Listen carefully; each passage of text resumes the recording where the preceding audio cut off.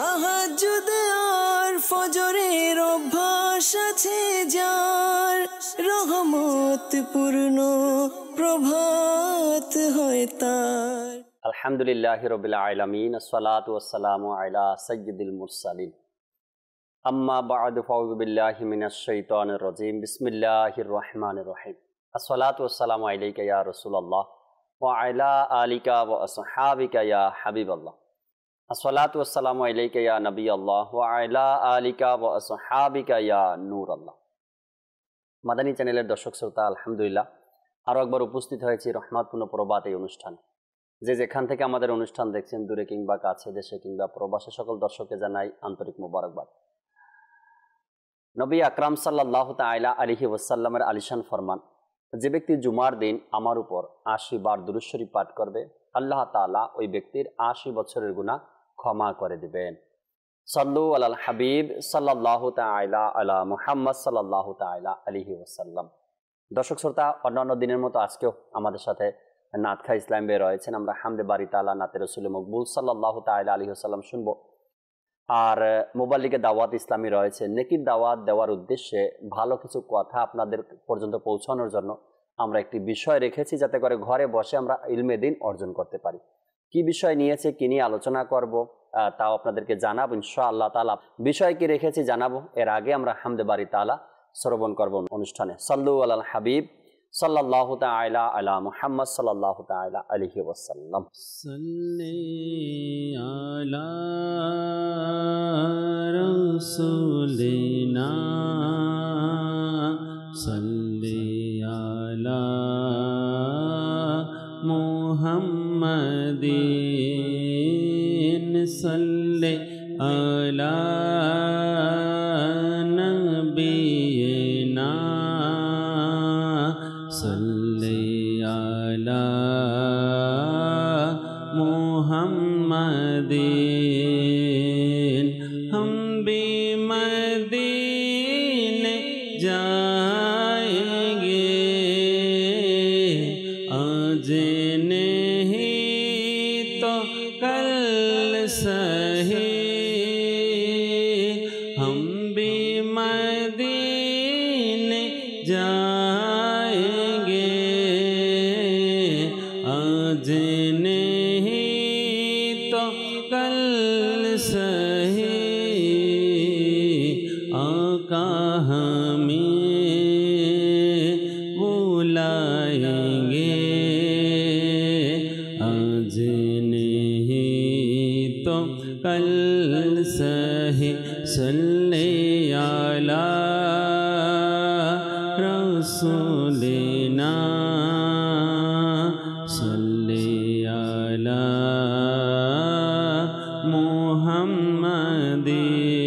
মুহাম্মাদিন। পুষ্পকলি গুঞ্জন শোনায় আল্লাহ আল্লাহ, পুষ্পকলি গুঞ্জন শোনায় আল্লাহ আল্লাহ, আল্লাহ আল্লাহ। বিখরাজির পাতায় পাতায় আল্লাহ আল্লাহ, বিখরাজ পাতায় পাতায় আল্লাহ আল্লাহ, আল্লাহ আল্লাহ, আল্লাহ আল্লাহ। পুষ্পকলি গুঞ্জন শোনায় আল্লাহ আল্লাহ, বিখরাজের পাতায় পাতায় আল্লাহ আল্লাহ, বিখরাজের পাতায় পাতায় আল্লাহ আল্লাহ, আল্লাহ আল্লাহ। গগন পানে মেঘমালায় আল্লাহ আল্লাহ, গগন পানে মেঘমালায় আল্লাহ আল্লাহ। পর্বতেরি চূড়ায় চূড়ায় আল্লাহ আল্লাহ, পর্বতেরি চূড়ায় চূড়ায় আল্লাহ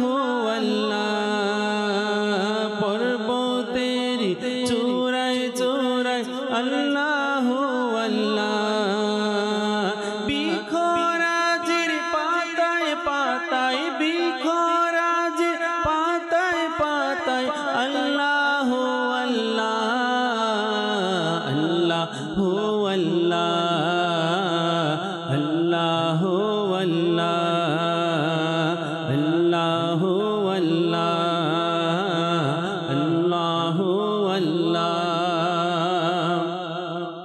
সূরা আর রহমান হোগবা সূরা আল ইখলাস সূরা আর রহমান হোগবা সূরা আল ইখলাস কুরআনের পাতায় পাতায় আল্লাহ আল্লাহ কুরআনের পাতায় পাতায় আল্লাহ আল্লাহ বিখরাজের পাতায় পাতায় বিখরাজের পাতায় পাতায় আল্লাহ আল্লাহ আল্লাহ আল্লাহ আল্লাহ গুঞ্জন শোনায় আল্লাহ আল্লাহ বৃষ্টি আর ঝর্ণা গুঞ্জন শোনায় আল্লাহ আল্লাহ বৃষ্টি আর ঝর্ণা সাগরের জোয়ার ভাটায় আল্লাহ আল্লাহ সাগরের জোয়ার ভাটায় আল্লাহ আল্লাহ পর্বতেরি চূড়ায় চূড়ায় পর্বতেরি চূড়ায় চূড়ায় আল্লাহ আল্লাহ পুষ্প কলি গুঞ্জন শোনায় আল্লাহ আল্লাহ পুষ্প কলি গুঞ্জন শোনায় আল্লাহ আল্লাহ চন্দ্র সূর্য গ্রহ তারা প্রবন মেঘমালা চন্দ্র সূর্য গ্রহ তারা প্রবন মেঘমালা আকাশ পাতাল জিকির শোনায় আল্লাহ আল্লাহ আকাশ পাতাল জিকির শোনায় আল্লাহ আল্লাহ বিখরাজের পাতায় পাতায় বিখরাজের পাতায় পাতায় আল্লাহ আল্লাহ পুষ্প কলি গুঞ্জন শোনায় আল্লাহ আল্লাহ পুষ্প কলি গুঞ্জন শোনায় আল্লাহ আল্লাহ বিখরাজের পাতায় পাতায় আল্লাহ আল্লাহ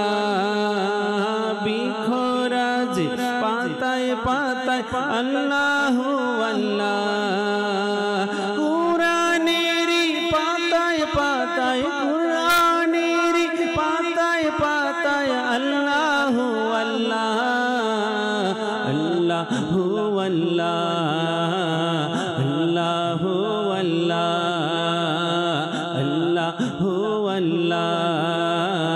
আল্লাহ আল্লাহ সুবহানাল্লাহ সুবহানাল্লাহ। আল্লাহ তাবারক ওয়া তাআলার হামদ শরীফ প্রশংসা করারও আল্লাহ তাআলা আমাদেরকে সে তৌফিক দিয়েছেন, এই জন্য আল্লাহ তাআলার দরবারে শুকরিয়া আদায় করি আলহামদুলিল্লাহ। দর্শক শ্রোতা, পৃথিবীতে যা কিছু আমরা দেখি প্রতিটি বিষয়ে আল্লাহ তাবারক ওয়া তাআলা কোরআনে পাকের মধ্যে আর নবী আকরাম সাল্লাল্লাহু আলাইহি ওয়াসাল্লাম হাদিসে মোবারকার মধ্যে এই কথাগুলো ইরশাদ করে দিয়েছেন। এখন পৃথিবীতে আমরা যা দেখি, নদী নালা, খাল বিল বা গাছপালা, বৃক্ষলতা, যা কিছু দেখি, এর বর্ণনা হয়তো কোরআনে পাকের মধ্যে আপনি পাবেন, না হয়তো স্পষ্টভাবে হাদিসে মোবারকার মধ্যে আপনি পাবেন। আর এই সব যে আল্লাহ তাবারক ওয়া তাআলার সৃষ্টিকুল বা আল্লাহ তাবারক ওয়া তাআলা মানব জাতির জন্য, মানুষের জন্য যা কিছু সৃষ্টি করেছেন, সৃষ্টি করার সাথে সাথে আল্লাহ তাবারক ওয়া তাআলা এই সকল জিনিসের উপর আবার একটি হুকুমও আছে। আজ আমরা যে বিষয় রেখেছি আলোচনা করার জন্য, নেকির দাওয়াত দেওয়ার জন্য, সেটা হলো যেই কাজের মধ্যে আমরা বেশি ফজিলত শুনি সেই কাজটা করতে কিন্তু আমরা আগ্রহ বেশি থাকি। যতক্ষণ পর্যন্ত তার লাভ যে বিষয়টা, ফজিলত যে বিষয়টা, সওয়াবের যে কথাগুলো না শুনে, ততক্ষণ পর্যন্ত মানুষের মধ্যে সেটার প্রতি আবেগটা সৃষ্টি হয় না, সেটার প্রতি ভালোবাসা সৃষ্টি হয় না। অবশ্যই এই কাজের মধ্যে প্রতিদান তো কিছু রয়েছে, সওয়াব তো কিছু রয়েছে, আল্লাহ তাআলার পক্ষ থেকে, রসুল পাক সাল্লাল্লাহু আলাইহি সাল্লামের পক্ষ থেকে অবশ্যই কিছু না কিছু প্রতিদান আমাদের জন্য রয়েছে। আজকের বিষয় আমরা এজন্যই রেখেছি বৃক্ষরোপণ কি হতে পারে, আর কতটুকু হতে পারে, কেমন করা দরকার, কিভাবে করা দরকার।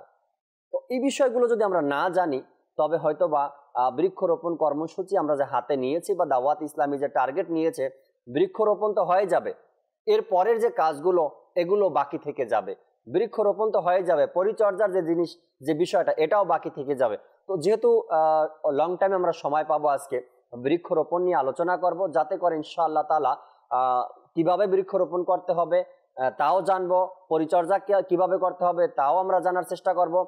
মোবাইল লিগে দাওয়াত ইসলামী আজ স্টুডিওতে আমাদের কামাল আত্তারি ভাইও রয়েছেন, তার থেকেও শুনবো আলোচনা, আর রফিক কাদেরি ভাইও আছেন, তার থেকেও শুনবো। শুরুতে কামাল ভাইয়ের কাছে আসবো। যে উদ্যোগ দাওয়াত ইসলাম নিয়েছে, এটা ছোটখাটো কোনো বিষয় নয় কি আমি বললাম পুরো বাংলাদেশে বৃক্ষরোপণ করব বা বৃক্ষরোপণ কর্মসূচি চালাবো, এটা বলে দিলেই হয় না কামাল ভাই। এত বড় উদ্যোগটা নেওয়া বা এই সুযোগটা কিভাবে ম্যানেজ করলেন? বিসমিল্লাহির রহমানির রহিম। আল্লাহ তাআলার দরবারে লাখ কোটি শুকরিয়া, আলহামদুলিল্লাহ।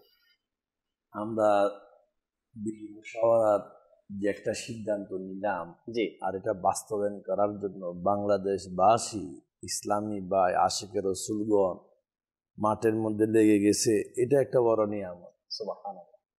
যেখানে একে অপরের কথা শোনার লোকের অভাব, বলতে গেলে অনেক সন্তান বাপের কথাও শুনে না। আর এই টাইমে সবুজ শ্যামল বাংলাদেশ গড়ার নিয়তে, সবুজ বেষ্টনীকে অর্থাৎ বাংলাদেশকে সবুজে সাজানোর নিয়তে দাওয়াত ইসলামী যে উদ্যোগ, সেটা তো আমি বলবো আজকে যারা ফিল্ডের মধ্যে এই কাজে আঞ্জাম দিচ্ছে, প্রথমে তাদের সবাইকে মুবারকবাদ দেওয়া দরকার। কারণ এই কাজ ওনারা অর্থ দিয়ে, মেধা দিয়ে, শ্রম দিয়ে, যেভাবে আপন আপন অবস্থান দিকে শরীক হচ্ছে, তো এটা আল্লাহ তাআলার দয়া, পীর ও মুর্শিদ আত্মারের একটা স্পেশাল দয়ার নজর। সুবহানাল্লাহ। আল্লাহ তাআলা আমাদের সবাইকে দাওয়াত ইসলামীর এই মহল ইস্তেকামত দান করুক। এই বৃক্ষরোপণ কর্মসূচি, এখানে আপনি দেখবেন মাদানী জান দর্শকবৃন্দ, এখানে একটা স্লোগান আছে, সারা রোপণ করি, বৃক্ষে পরিণত করি। আপনারও হতে পারে এই ধরনের কথাটা হয়তো আপনি আগে শুনেন নাই, আপনি শুনছেন হতে পারে অনেক ধরনের কথা। সারা রোপণ করি, বৃক্ষে পরিণত করি, এটা বলার একটা কারণ। দেখেন আমরা তো সারা রোপণ করে দিই, একটা সারার দাম কত, অনেক সময় ফ্রিতে এসে যায়। সারা দেখেন, স্বাভাবিক যে কোনো কাজকে আপনি যদি এটার ব্যাখ্যা, পরিচর্যা যাকে বলা হয়, এটা যদি না রাখি, তাহলে এটাকে গড়ে তোলা এই সারাকে তাহলে খুব কঠিন। তো দাওয়াত ইসলামী শুরুতে আমাদেরকে এই জেহানটা দিচ্ছে, মন মানসিকতা, আমরা সারা রোপণ করব, সাথে সাথে এর পরিচর্যা অবশ্যই নেব। দেখেন কিছু কাজ আছে একবার করে হাইলাইট হয়ে শেষ, কারণ আপনি যে কাজটা আজকে করবো এটা হাইলাইট হওয়ার জন্য না, অনলি সোয়াব পাওয়ার নিয়তে। কারণ কিতাবে আছে, একটা বৃক্ষ যদি কেউ সারা যদি কেউ রোপণ করে, এটা যদি বৃক্ষ পরিণত হয়, যতদিন থাকে এই গাছটা, কারণ আপনি দেখবেন অনেক গাছের লাইফ 100 বছর হয়ে থাকে, আরো বেশিও হতে পারে। এই গাছ সারা রোপণকারী, এই গাছটা তার জন্য নেকির পাওয়ার সুযোগ হয়ে যায়। যেমন কিতাবে আছে, কেউ বৃক্ষ সারা রোপণ করছে, ওটা বৃক্ষে পরিণত হয়েছে, ওই ফল যে ফলগুলা দেয়, ওই যে পাখি আছে না, বিভিন্ন ধরনের পাখি আছে, ওরা ফলগুলা কি খায়, বলা হচ্ছে ওটাও সদকা, ওটাও ইবাদতের একটা অংশ। এবং এই গাছ থেকে মানুষ যত উপকার নিবে, এটাও একটা ইবাদত। তোমাদের যে দর্শকবৃন্দ, আজকে দাওয়াত ইসলামিক ইনশাআল্লাহ আমরা যেটা নিয়ত করেছি, আমরা বাংলার জমিনে ইনশাআল্লাহ 12 লাখ সারা গাছ রোপণ করবো ইনশাআল্লাহ। আপনি দেখেন বাংলাদেশে তো আশিকের রসুলের অভাব নাই, অভাব নেই। জনে যদি একটাও লাগায় তাহলে তো হ্যাঁ। কোটি হয়ে যায়। Right right right. তো আমরা সারা লাগাবো, এটাকে যত্ন নেব। আমরা সারা লাগাই এমন জায়গায় যেন এটা 2 দিন পরে কাটতে না হয়। রাইট। দেখেন আপনি জজবার মধ্যে আসলেন, লাগাই দিলেন, পরে চিন্তা করলেন না, এটা সমস্যা। দেখেন আমি আমার এই মেহনতটাকে, কষ্টটাকে কেন কয়েকদিনের মধ্যে শেষ করে দেব? আমি এমন জায়গা চয়েস করে নিই যেন এই গাছটা আমার জন্য সোয়াবের কারণ হয়ে যায়। Right right right. এমন জায়গাতে বৃক্ষ রোপণ করি, গাছ চারা রোপণ করি যেখান থেকে এমনটা যেন না হয় কি 6 মাস পরেই এটাকে আবার তুলে নিতে হবে, বা 6 মাস বছর পরে কেউ না কেউ এখান থেকে কেটে দিবে, এমনটা যেন না হয়। এমন জায়গা পছন্দ করি, এমন জায়গায় চারা রোপণ করি যেন গাছে পরিণত হয়, সেজন্য বড় হতে পারে, বা সেটা যেন একটা দিন যে আশায় মানুষ গাছ রোপণ করে বা যে আশায় মানুষ বৃক্ষ রোপণ করে সেই আশা যেন পূরণ হয়। এমন না যেন গাছটা বড় হওয়ার আগেই সেখান থেকে কেটে ফেলা হবে বা সরিয়ে নেওয়া হবে, এমনটা যেন না হয়। আচ্ছা, কিছু জায়গা আছে যেখানে বড় গাছ লাগানো যাবে না, অর্থাৎ যে গাছগুলো অনেক বড় হয়, উঁচু হয়, এমন গাছের চারা সেখানে রোপণ করা যাবে না।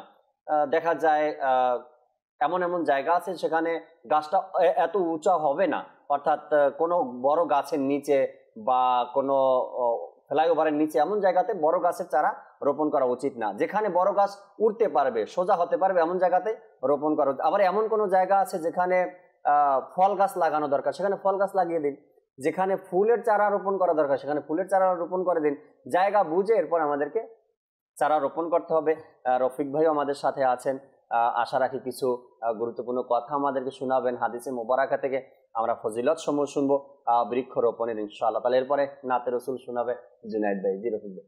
এমন এক গুরুত্বপূর্ণ এবং এমনই এক যার তাৎপর্য বলে শেষ করা যাবে না বৃক্ষরোপণ কর্মসূচি যা দাওয়াতে ইসলামী গ্রহণ করেছে। দাওয়াতে ইসলামের মানব কল্যাণ বিভাগ FGRF কর্তৃক আয়োজিত এই উদ্যোগকে সাধুবাদ না জানিয়ে এই মুহূর্তে থাকতে পারছি না। এটা অনেক বড় একটা মহতীপূর্ণ কাজ। রাইট। কেননা বর্তমান বিশ্বে যে বৈশ্বিক উষ্ণতা, আমরা যেটাকে গ্লোবাল ওয়ার্মিং বলি, এই উষ্ণতা কিন্তু বেড়েই চলেছে গ্রাজুয়ালি, এটা ইনক্রিজ করছে ডে বাই ডে, যার কারণে মানুষের জীবন যাপন এর যে একটা সুষ্ঠু পরিবেশ, প্রাকৃতিক পরিবেশ, যে পরিবেশের মধ্যে ভরপুর অক্সিজেন থাকবে, মানুষ মন খুলে প্রাণ খুলে অক্সিজেন গ্রহণ করবে, সেই জিনিসটা ব্যাহত হচ্ছে। আর আলহামদুলিল্লাহ দাওয়াতে ইসলামী যে এমন একটা সংগঠন, Dawate Islami such a organisation all over the world, working all over the world. আমি যতই এই দাওয়াতে ইসলামীর কার্যক্রম সম্পর্কে ভাবি আমি খুব বিস্মিত হই যে দাওয়াতে ইসলামী আলহামদুলিল্লাহ এই যুগের মধ্যে এমন একটা সংগঠন, যে সংগঠন মানুষের প্রয়োজনকে বোঝে, যে সংগঠন মানুষের জীবন যাপনের প্রতিটি ক্ষেত্রে ইচ অ্যান্ড এভরি সেক্টর দাওয়াতে ইসলামী সেটার রিকোয়ারমেন্টটাকে ফিল করে এবং তাৎক্ষণিকভাবে সেটাকে উদ্যোগ নেয় সমাধান করার জন্য। তো বৃক্ষরোপণ কর্মসূচি মানুষ অনেক আগে থেকেই করছে এবং এর যে অভাব রয়েছে এটা মানুষ অনুভব করছে অনেক আগে থেকেই।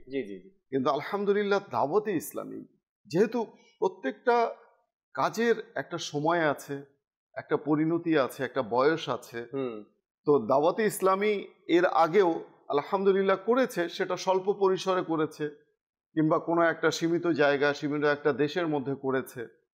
কিন্তু বাংলাদেশে দাওয়াতে ইসলামী এর আগেও করেছে দাওয়াতে ইসলামী, সেটা হয়তো ওইভাবে আসেনি, জনসম্মুখে আসেনি। কিন্তু বর্তমানে দাওয়াতে ইসলামী যে উদ্যোগটা নিয়েছে আলহামদুলিল্লাহ এমন একটা ব্যাপক পরিসরে নিয়েছে আলহামদুলিল্লাহ। আর যারা মুশওয়ারাতের বিডি মুশওয়ারাত যে রয়েছে, বাংলাদেশের যে পর্ষদ রয়েছে দাওয়াতে ইসলামের, আলহামদুলিল্লাহ আমাদের কামাল ভাই, ওনারই নেতৃত্বে, ওনারই আহ্বানে আলহামদুলিল্লাহ এই কর্মসূচি পরিচালিত হচ্ছে। তো এটা এমনই একটা মহতীপূর্ণ কর্মসূচি যা মানুষের জীবন এবং মরণের সাথে সম্পৃক্ত, অতপ্রতভাবে জড়িত। আল্লাহ। কেননা বৃক্ষ হচ্ছে আমাদের পরীক্ষিত ও বিশ্বস্ত এবং নিঃস্বার্থ একটি বন্ধু। আল্লাহ আল্লাহ। দেখুন, দুনিয়াতে মানুষ যে আমরা বন্ধুত্ব করি, কোনো না কোনো বন্ধুত্ব মানুষ, দেখেন, কেউ যদি নিঃস্বার্থ হয় কিন্তু বিশ্বস্ত হয় না, কেউ বিশ্বস্ত হলে নিঃস্বার্থ হয় না। আবার অনেকে আছে পরীক্ষায় ফেল করে, মানে দেখা যায় বিপদের মধ্যে সে আসছে না এগিয়ে। তো বৃক্ষ এমনই একটা বন্ধু যা পরীক্ষিত, নিঃস্বার্থ এবং পরোপকারী। আল্লাহ, নিঃস্বার্থভাবে আপনার শুধু উপকার, বৃক্ষ শুধু দিয়েই যাবে, কিছু নেবে না, শুধু দিয়েই যাবে। তো এই বৃক্ষরোপণ কর্মসূচি আলহামদুলিল্লাহ দাওয়াতে ইসলামী গ্রহণ করেছে, যার কোনো তুলনা হয় না। আর এই কর্মসূচি ব্যাপকভাবে বিভিন্ন জায়গায় দাওয়াতে ইসলামী গ্রহণ করেছে। প্রথমেই একটি হাদিসে মুবারাকা দিয়ে শুরু করব। জি, এই ঘটনাটি এসেছে কিতাবের মধ্যে বর্ণিত রয়েছে। হযরত সৈয়দনা আবু দারদা রাদিয়াল্লাহু তাআলা আনহু একবার আখরোটের একটি গাছ রোপণ করছিলেন। আখরোট আমরা অনেকেই জানি এই গাছটা সম্পর্কে। পাশ দিয়ে যাওয়ার সময় এক ব্যক্তি তাকে দেখে বললেন, হুজুর, আপনি তো শেষ বয়সে এসে উপনীত হয়েছেন, অর্থাৎ বৃদ্ধ হয়ে গেছেন, আপনার ওয়াফাতের সময় খুবই সন্নিকটে, এরপরেও আপনি গাছ লাগাচ্ছেন, আর আপনি জানেন যে এই গাছের ফল আপনি নয় বরং অন্যরা খাবে, আপনি খেয়ে যেতে পারবেন না। বৃদ্ধ বয়সে উপনীত হয়ে গিয়েছিলেন হযরত আবু দারদা রাদিয়াল্লাহু তাআলা আনহু। তো আবু দারদা রাদিয়াল্লাহু তাআলা আনহু তার এই কথা শুনে বললেন, আমি জানি যে ফল অন্য লোকেরাই খাবে, কিন্তু এর প্রতিদান আমি আমার মৃত্যুর পরেও পাবো। সুবহানাল্লাহ। মানে হোয়াট এ নাইস অ্যান্সার। আমরা থাকলে কিন্তু খেপে যেতাম।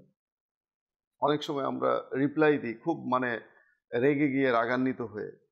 তো আবু দারদা রাদিয়াল্লাহু তাআলা আনহু কত হিকমতের সাথে খুব সুন্দর চমৎকার তিনি অ্যান্সার দিলেন যে মানুষের ফল খাবে। আমি জানি এটা আমি খেতে পারবো না, আমি বার্ধক্যে উপনীত হয়েছি, আমার এক পা কবরে। অনেক সময় বলে না মানুষ যে আপনার তো এক পা কবরে, আপনি এখন এই কাজ করছেন। তো ঠিক তদ্রূপ আবু দারদা রাদিয়াল্লাহু তাআলা আনহু তিনি বললেন যে আমি জানি যে আমি বেশি দিন বাঁচবো না, আর এর ফল আমি খেতে পারবো না, মানুষের ফল খাবে, কিন্তু মৃত্যুর পর আমি এর সওয়াব পাবো, এটা সওয়াবে জারিয়া হিসাবে কাজ করবে। এখন আসি, এই যে বৃক্ষ, এই বৃক্ষ কিভাবে আমাদের উপকার করে, কিভাবে আমাদের বন্ধু। এই বৃক্ষ এমন এক বন্ধু জাকির ভাই, যে আপনাকে ফল দিচ্ছে, আপনাকে ফুল দিচ্ছে, আপনাকে ছায়া দিচ্ছে। প্রখর রোদে আপনি ক্লান্তি অনুভব করেন, একটা গাছ আপনি সন্ধান করেন যে একটু যদি ছায়া পেতাম, সেখানে গিয়ে মানুষ বসে, সেখানে বাতাস চলতে থাকে, মৃদু মন্দ বাতাস, মানুষ বাতাসও উপভোগ করে থাকে। সে গাছ মানুষকে কাঠ দিচ্ছে, এই গাছের মাধ্যমে মানুষ ঔষধ তৈরি করছে, ঔষধি বনাজি ঔষধ পাচ্ছে। এক তো বলেছি আমি ফল ফুল আছে, তারপর এই গাছ মানুষকে দেখুন তার জন্ম থেকে মৃত্যু পর্যন্ত তার কাজে আসে, জন্ম থেকে মৃত্যু পর্যন্ত। আর পরীক্ষিতভাবে যেটা হচ্ছে সেটা তো হচ্ছে অক্সিজেন। এমন একটা উপকার করছে যে প্রতিনিয়ত গাছ কি করে, কার্বন ডাই অক্সাইড গ্রহণ করে এবং অক্সিজেন দিয়ে থাকে আমাদেরকে। আর অক্সিজেন মানুষের জন্য হচ্ছে প্রাণবায়ু, মানে এটা এমন একটা বায়ু যেটা মানুষের প্রাণকে বাঁচিয়ে রাখে, অক্সিজেন। তো অক্সিজেন মানুষ গ্রহণ করে, কার্বন ডাই অক্সাইড কি করে, ত্যাগ করে, নির্গত হয়। এই কার্বন ডাই অক্সাইড কি করছে, মানুষ গাছপালা নিয়ে নিচ্ছে মানুষেরটা, মানুষের মানে এটাকে সার্কেল ওয়াইজে হচ্ছে আর কি। মানুষের কার্বন ডাই অক্সাইড গাছ নিচ্ছে, অক্সিজেন দিচ্ছে, আর মানুষ অক্সিজেন নিচ্ছে, কার্বন ডাই অক্সাইড ছাড়ছে। আমরা কিন্তু গাছের ক্ষতি করছি, কিন্তু গাছ আমাদের উপকার করছে। এই জন্য আমি বললাম যে নিঃস্বার্থ এবং পরোপকারী এক বন্ধু, বিশ্বস্ত।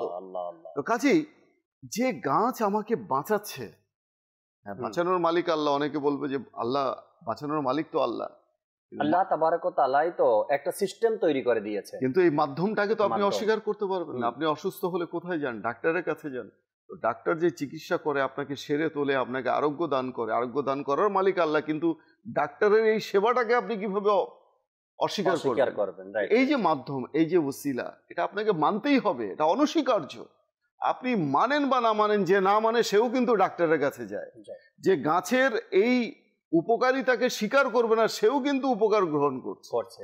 কাজেই এই যে বৃক্ষ, এই সুজলা সুফলা শস্য শ্যামলা এই বাংলাদেশ, আপনি যেদিকেই তাকাবেন আলহামদুলিল্লাহ, এখনো এই বাংলাদেশের যে প্রকৃতি, বাংলাদেশের যে সৌন্দর্য, এটা উপভোগ করার জন্য বিদেশি নাগরিকরা এদেশে ভ্রমণ করে, পর্যবেক্ষণ করে, বাংলাদেশের এই প্রকৃতিকে সৌন্দর্য দেখার জন্য। সুবহানাল্লাহ, সুবহানাল্লাহ। আমি এখনো বলবো, যদি আমাদের এই কথাগুলো অনুভব না হয়, কি বলছে আসলে কি আমাদের দেশটা এত সুন্দর সবুজ শ্যামল। হ্যাঁ, আপনি হয়তো বা সিটিতে বসে, শহরে বসে এটা অনুভব আপনার হবে না। আপনি একটু গ্রাম সাইডে চলে যান, গ্রামের লোকেরা যখন দুপুর হয়ে যায়, প্রচন্ড রোদ আসে, রোদের সময় গরমে তারা, আমরা তো ফ্যানের নিচে বসি, গ্রামগঞ্জের মানুষ ফ্যানের নিচে বসে না ওই সময়টা, তারা গিয়ে গাছের নিচে বসে। এমন একটা শীতল হাওয়া সেখানে পাওয়া যায়, এমন একটা তৃপ্তি সেখানে পাওয়া যায়, এমন একটা শান্তি সেখানে পাওয়া যায় গাছের নিচে। মানুষ গাছ খুঁজে, গ্রামগঞ্জে মানুষ গাছ খুঁজে, পথিক যারা আছে তারাও গাছের নিচে গিয়ে দাঁড়ায়, একটু হাওয়া বাতাস খায় গাছের নিচে। অনেক রাস্তার মধ্যে গ্রামে আমি দেখেছি এখনো আছে গাছের নিচে, রফিক ভাই, বেঞ্চের মতো বানানো আছে, চুলের মতো দেওয়া আছে, মানুষ সেখানে আসে, বসে, হাওয়া বাতাস গায়ে লাগায়, এরপরে কিছু বিশ্রাম করে, এরপর সেখান থেকে চলে যায়। এখনো গ্রামগঞ্জে গাছপালার এমনও দেশ রয়েছে জাকির ভাই, যেখানকার মানুষ খুব দীর্ঘজীবী হয়ে থাকে, অনেক দিন পর্যন্ত আয়ুষ্কাল পেয়ে থাকে।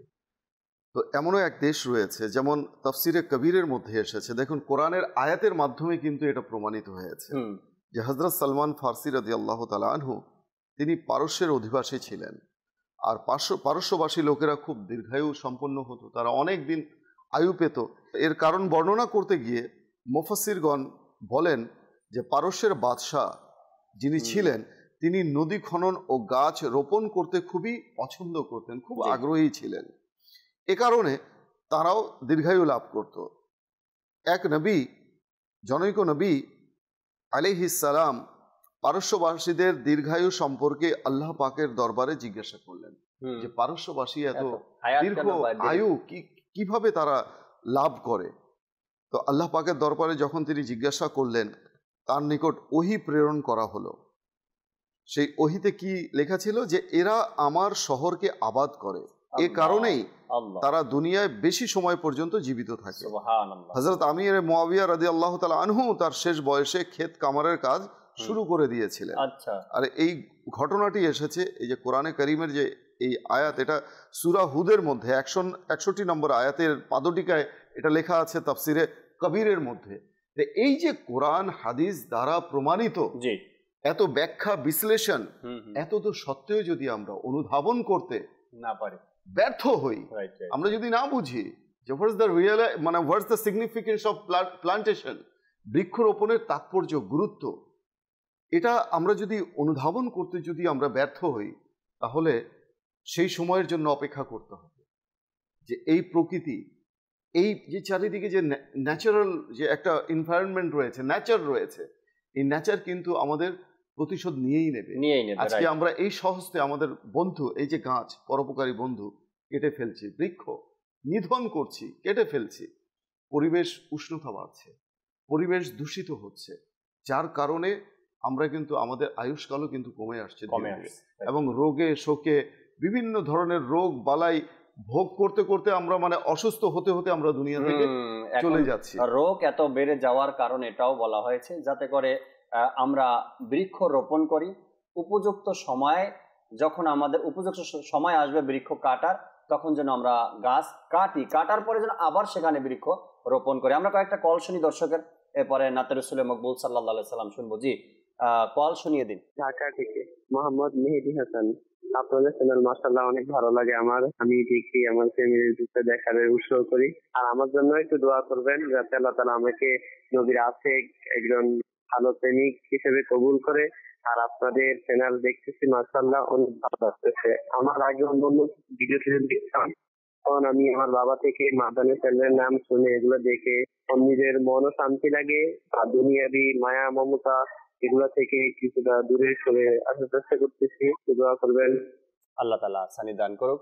পরবর্তী কল দেন। আমার নাম জাফিয়া, আমি কিশোরগঞ্জ থেকে বলছি। আমি একটি নাচ শিখতে চাই। প্রিয় নবীর কোকিল আমি। ইনশাআল্লাহ সাথে থাকবেন। পরবর্তী কল। আমার নাম হচ্ছে মোহাম্মদ সাইফুল ইসলাম। আপনাদের এই চ্যানেলটার জন্য আমি অনেক খুশি ভাই। এই চ্যানেলটা আপনারা ভালো করে প্রচার করেন সুন্নিয়তের জন্য। এটার জন্য আমার জীবনের সবচেয়ে বড় দাম জিনিস হলো একটা সুন্নি চ্যানেলটা আসছে বাংলাদেশের মানুষ। আমি এই চ্যানেলটা দেখি আমার ফ্যামিলিকে সবাইকে বলছি এই চ্যানেলটা দেখার জন্য। মাশাআল্লাহ। আর দাওয়াত দিতে থাকুন মাদানী চ্যানেল দেখার জন্য, অন্যান্যদেরকে দাওয়াত দিতে থাকুন ইনশাআল্লাহ তাআলা, আর দোয়াও করবেন। পরবর্তী কল। আমার নাম হচ্ছে গালিব, আমি আমি নাচ শুনতে চাই।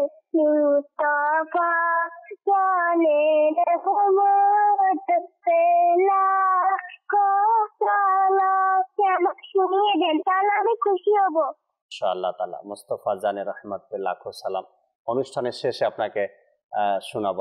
আমরা কালাম শ্রবণ করি জুনায়েদ ভাই থেকে, নাতে রাসূল মকবুল সাল্লাল্লাহু আলাইহি ওয়াসাল্লাম। এরপরে আবারও কামাল ভাইয়ের কাছে আসবো, কিছু আলোচনা শুনবো। সাল্লু আলাল হাবিব সাল্লাল্লাহু তাআলা আলা মুহাম্মদ সাল্লাল্লাহু তাআলা আলাইহি ওয়াসাল্লাম। এসেছি নবী তোমার দ্বারে, এসেছি নবী তোমার দ্বারে, দিদার তব নবী দাও না মোরে, দিদার তব নবী দাও না মোরে, নয়ন আমার বেকুল বিরহে, নয়ন আমার বেকুল বিরহে, দিদার তব নবী দাও না মোরে, দিদার তব নবী দাও না মোরে। ছিল না কোনো সম্বলা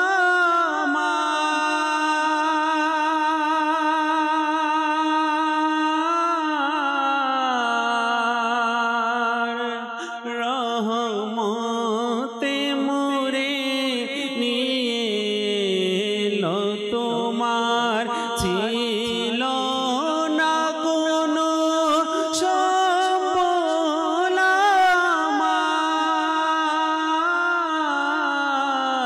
রহমত মোরে নিয়ে এলো তোমার, এই প্রাণ কুরবান নবী তোমার তরে, প্রাণ কুরবান নবী তোমার তরে, দিদার তব নবী দাও না মোরে, দিদার তব নবী দাও না মোরে।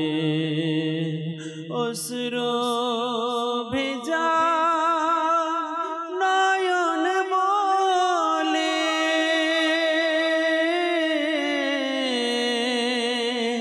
এই ব্যথা তোর হৃদয় বলে, অশ্রু ভেজা নয়ন বলে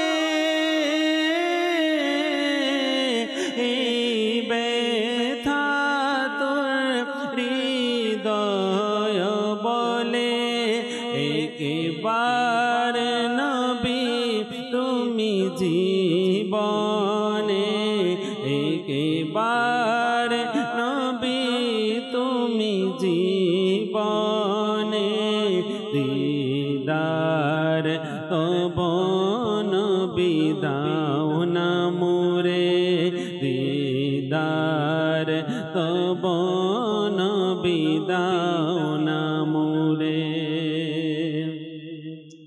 গুনাহের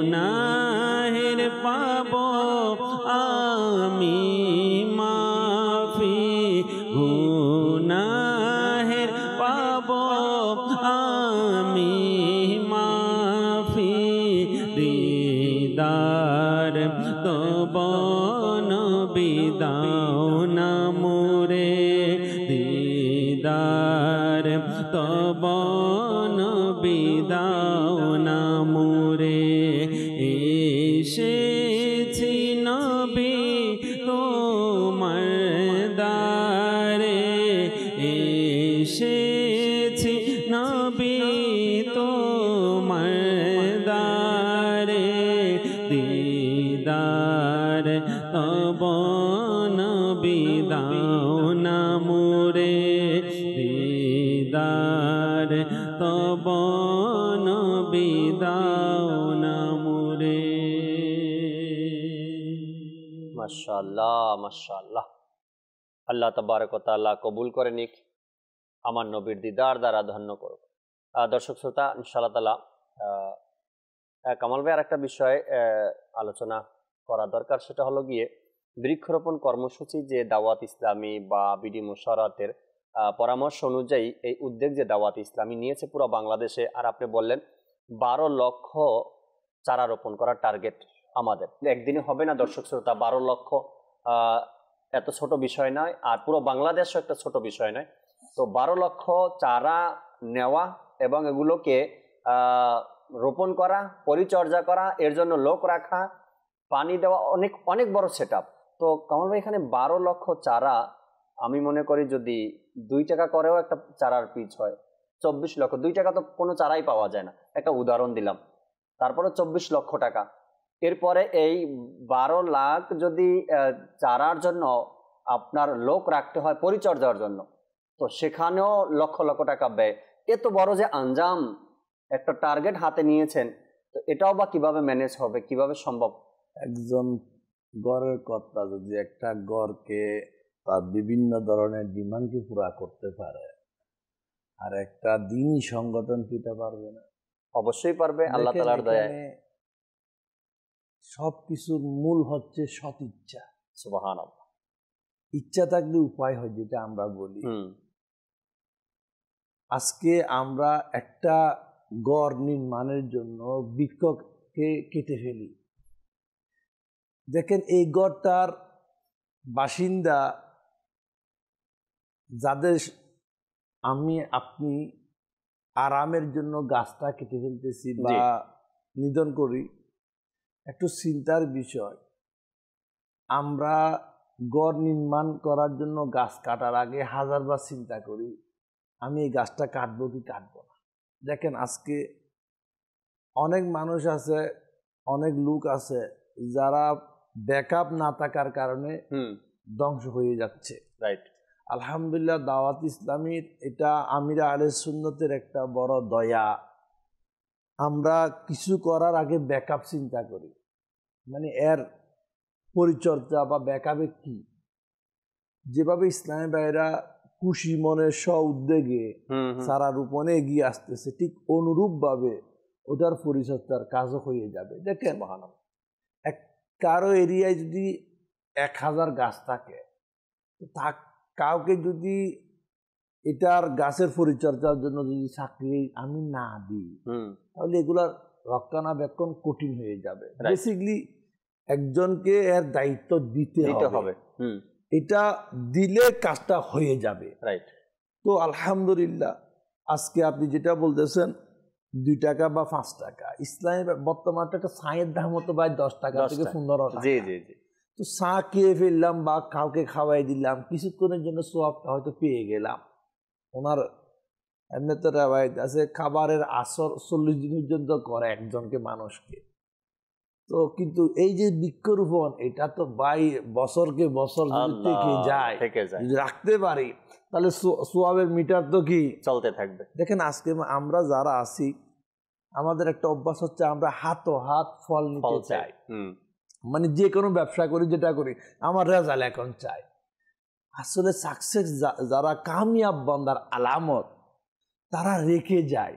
দেখেন, আমি আজকে যদি বুক করে নিই, কিন্তু কবর এমন একটি জায়গা যেখানে কিছুই নেই, না রান্নাঘর আছে, না ব্যাংক ভর্তি টাকার ব্যবস্থা আছে, না সেবক আছে, কিছুই নাই। তো কামিয়াব ব্যক্তিদের আলামতে আপনি দেখবেন এরা মানব সেবার কাজে নিজেকে বিলিয়ে দেয়, সুবহানাল্লাহ, এমন ভাবে বিলিয়ে দেয়। দেখেন আমি আপনি যত ধরনের আমার এনার্জি বা অর্থ যত কিছু আছে আমার দ্বারা যা সম্ভব, আমরা যা কিছু মানব কল্যাণে দেশের দশের সেবায় রেখে যাব। দেখেন কিতাবে আছে এই ধরনের ঘটনা, আমরা যেটা রেখে যাই সেটা আমার না, আর যেটা আমি খরচ করে যাই মানবের জন্য বা দশের জন্য বা আল্লাহর রাস্তায়, ওইটাই আমার, ওইটা আমার কবরের সঙ্গী হবে। তো এখানে ইসলামী ভাই আজকে যারা এই কাজটা করে বা করতেছে, যারা অর্থ দিয়ে বা কথা দিয়ে সহযোগিতা করে, আর যারা চায় ভাই আপনারা গাছ লাগাচ্ছেন, এর কেয়ারটেকার জন্য আমার পক্ষ থেকে একজনও হতে পারে, দুইজনও হতে পারে, আমি এই কাজে আপনাদেরকে সহযোগিতা করব। দেখেন টাকা আজকে দেখবেন শহরের মানুষ বেশি মুশকিলাতের মধ্যে আছে, কারণ এটা সব মরুভূমির মতো হয়ে গেছে। এখানে যেমন ঢাকা বলেন, বেশি ঢাকা সিটির মধ্যে তো মুশকিলাত, এক তো গাড়ির ধোঁয়া, দ্বিতীয়ত সমস্যা যেন আপনি যে নিঃশ্বাস নিবেন ওইটা ফ্রেশ নাই। দেখেন গ্রামের লোকের অনেকে বলে তাদের রোগ বিমারি কম হয়, এটা বাস্তব কম হয়। কারণটা কি?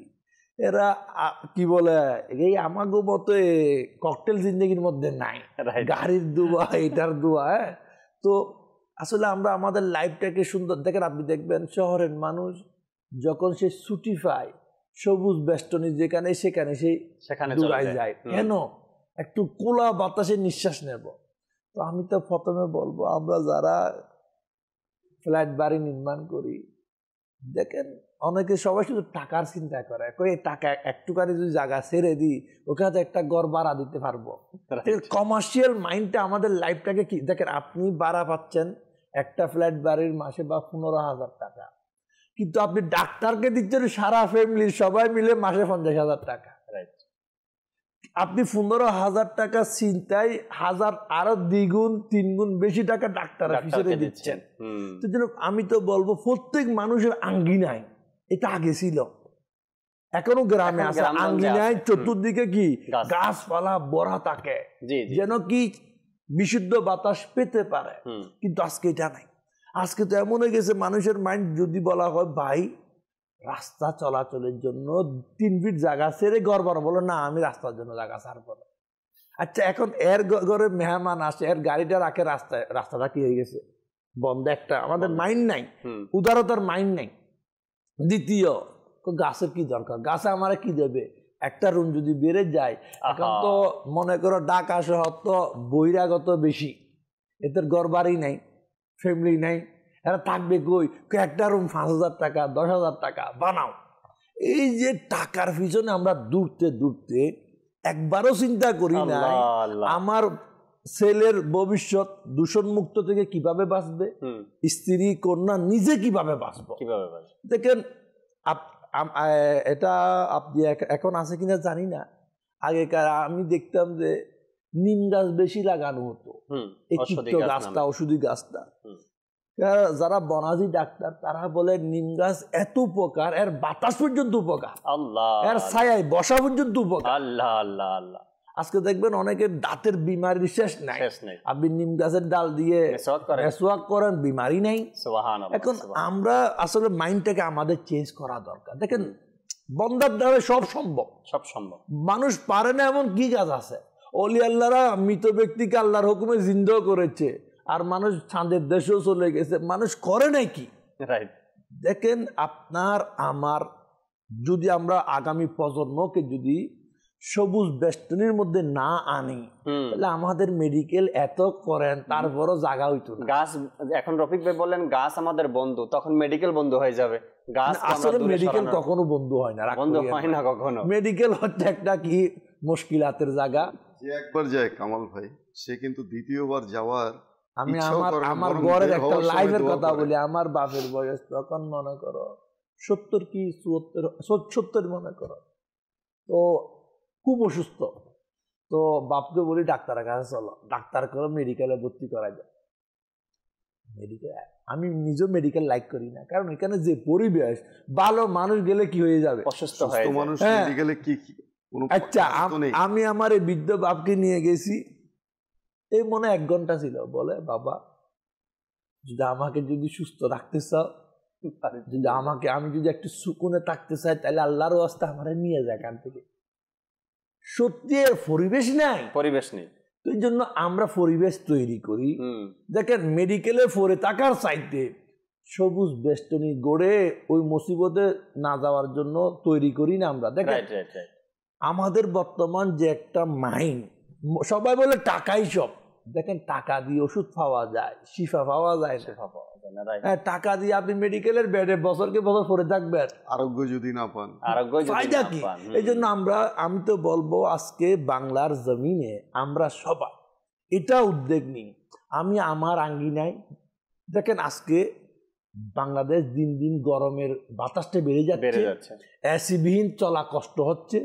একটা কারণ আমার আপনার আশেপাশে গাছ আছে কিনা, যেটা দরকার অতটুকু ছাই আছে কিনা অতটুকু দেখা দরকার নাই।